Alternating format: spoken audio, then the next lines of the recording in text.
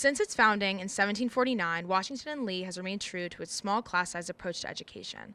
But this year, the freshman class increased by 20 students compared to the class of 2025, leading to pressures on campus housing, specifically in the freshman dorms. Washington and Lee mandates that all freshmen live in one of two on-campus residence halls, Graham Lee's and Gaines. This year, some of the freshman students were assigned to rooms with more occupants than in the past.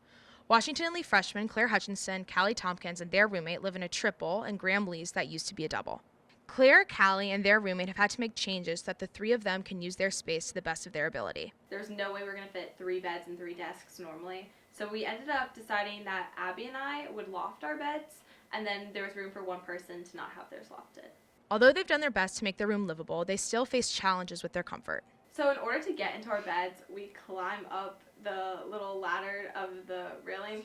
I will say, though, that sometimes it's tricky. Freshman Melina LaPlante faces similar challenges with her room. She was assigned to live in a Gaines room that was previously a single with her roommate. We only have one closet, so again, like paring down, not all of my clothes can fit in my closet right now or my dresser. And we also just aren't in here a ton.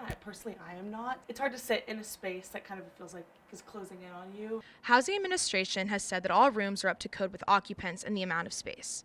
The director of Residence Life, Chris Reed, and assistant director Hannah Phillips said the belief that rooms were intended to house fewer students is a misnomer. They said that each room has an approved maximum occupancy and will house a different number of students depending on class size. Despite concerns and the challenges that this year offered, freshmen like LaPlante are still hopeful that they will have a good housing selection process this May. And I found a wonderful group of girls to live with next year, so I'm very excited for that. I feel like it's good karma coming back. You know, I lived in the single, so now I get my own space. Although there still may be anxiety about housing from the students, Chris Reed and Hannah Phillips said that as we approach housing selection this May, we'll continue to crunch numbers and be transparent about the number of students participating in selection for the 24-25 academic year housing. This is Shilling for Journalism 202.